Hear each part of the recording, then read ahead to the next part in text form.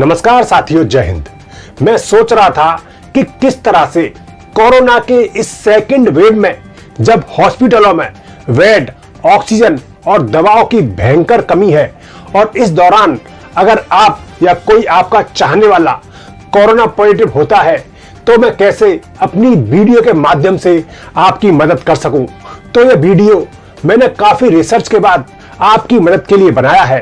तो अगर आप घर पर हैं तो in case of worst case scenario आप स्टेप बाय स्टेप इस पूरी गाइडलाइंस को सुनते जाएं और इसको फॉलो करें। इससे आपको फायदा जरूर पहुंचेगा। तो पूरा वीडियो देखें और इसको ध्यान से सुनें। इस समय सबसे पहले तो मैं आपको यह बता देना चाहूंगा कि व्हाट्सएप या फेसबुक पर अगर आपको कोई लौंग, अजवाइन सूंघकर ऑक्सीजन बढ़ाने के लिए अगर बोल रहा है तो उसे पूरी तरह से इग्नोर करें। और वीडियो में आगे मैं आपको साइंटिफिकली प्रूफ तरीका बताऊंगा कि बॉडी में ऑक्सीजन लेवल बढ़ाने के लिए क्या करना है। तो सबसे पहले अगर आपके घर में कोई कोविड विक्टिम है तो आप सबसे पहले उसको आइसोलेट कीजिए।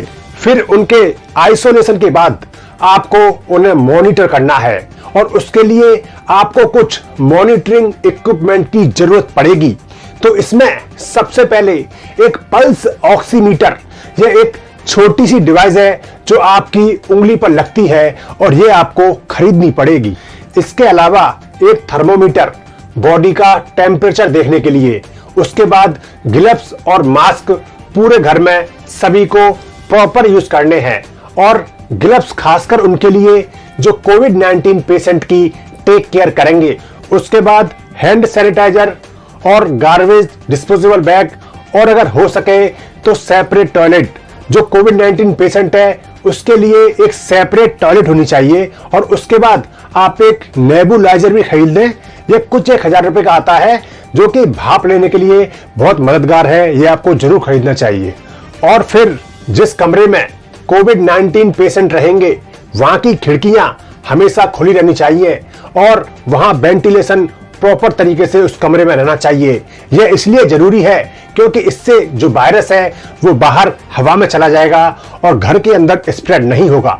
उसके बाद आपको पेपर पर एक टेबल बनानी है और उसमें हर 6 घंटे का टेम्परेचर जो आप थर्मोमीटर से लेंगे, और बॉडी में ऑक्सीजन की रीडिंग और पल्स की रीडिंग जो कि आपको पल्स ऑक्सीमीटर से पता चलेंगी। यह सब कुछ आपको हर 6 घंटे में लिखते रहना है। ऑक्सीजन की रीडिंग पहले आप पेशेंट को बैठा कर चेक करिए।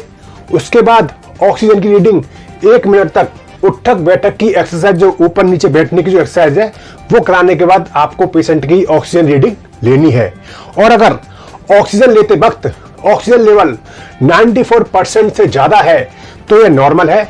इसमें फिर आपको चिंता करने की कोई जरूरत नहीं है। और अगर यही ऑक्सीजन लेवल 92 से 94% के बीच में है तो फिर आप इसे हर 4 घंटे में इस ऑक्सीजन रीडिंग को चेक करना शुरू कर दीजिए। उसके बाद अगर फीवर है, अगर बुखार है, तो आप पैरासीटामोल ले सकते हैं। 1 ग्राम पैरासीटामोल हर 6 से 8 घंटे में लेनी है, जो कि कैसा बुखार है इसके ऊपर भी डिपेंड करता है। और ध्यान रखना, कोविड के दौरान पेशेंट के शरीर में पानी की कमी नहीं होनी चाहिए। तो सुनिश्चित करिए कि पेशेंट कंटिन्यू पानी पीता रहे। फिर उसके बाद जो मैंने आपको नेबुलाइजर बताया था, तो एक नेबुलाइजर कैप्सूल दिन में 2 से 3 बार उस नेबुलाइजर मशीन में डालकर आपको स्टीम फॉर्म में उसको लेते रहना है। उसके बाद चलिए अब दूसरी परिस्थिति में आते हैं। अगर मरीज का ऑक्सीजन लेवल 92% से कम हो जाता है तो अगर आप हॉस्पिटल बेड अरेंज कर सकते हैं तो मरीज को उधर हॉस्पिटल में एडमिट करते हैं। और उसके बाद कुछ दवाओं की आपको जरूरत पड़ेगी जो कि आप डॉक्टर की सलाह से ही लें। तो उसमें कुछ दवाएं हैं, dexamethasone 6 mg per day, prednisone 40 mg, methyl prednisolone 30 mg और हाइड्रोकोर्टिसोन 150 mg। तो इन दवाओं में से कोई भी एक दवा आप मरीज को डॉक्टर की सलाह से दे सकते हैं। उसके बाद सबसे जरूरी है कि जब रात को मरीज सोए, जब बेड पर लेटे सोने के लिए, तो उसे उल्टे पेट लेटना है। और यह तरीका एकदम साइंटिफिकली प्रूफ है। ऐसा करने से बॉडी में ऑक्सीजन का जो लेवल है वो बढ़ता है और इसको आप प्रैक्टिकली इस वीडियो में भी देख सकते हैं। Oxygen saturation level when I was sitting, it was 95 and below 95. As soon as I lie down in prone posture, it's currently 93, and start deep breathing. I've been doing, just observe how it changes rapidly. Pronal breathing.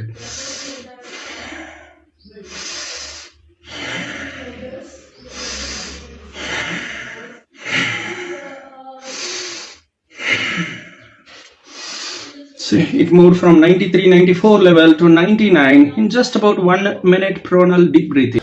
तो इस दौरान अगर hospital में bed ना मिले और मरीज का जो ऑक्सीजन लेवल है वो 92% से कम है तो आपको ऑक्सीजन सिलेंडर की कहीं से जुगाड़ करनी पड़ेगी और ऑक्सीजन सिलेंडर में 2 to 4 लीटर पर मिनट से 6 लीटर पर मिनट मरीज की जो जरूरत है उस जरूरत के अनुसार आप ऑक्सीजन का जो फ्लो रेट है उसको सेट कर सकते हैं जब तक कि जो मरीज का ऑक्सीजन लेवल है वो वापस 92% तक नहीं आ जाए। और उसके बाद सबसे जरूरी जानकारी जो मैं आपको देना चाहूंगा कि कुछ ड्रग्स जैसे कि रेमडेसिविर और बाकी जो मैंने लिस्ट में लिखी हुई हैं इन्हें आप पेशेंट को बिल्कुल भी ना दें। यह बिल्कुल भी कोविड-19 के ट्रीटमेंट में कारगर नहीं है। यह केवल एक माइंड सेट लोगों का हो गया है और इसकी वजह से इनकी कालाबाजारी इतनी महंगी रेट पर चल रही है।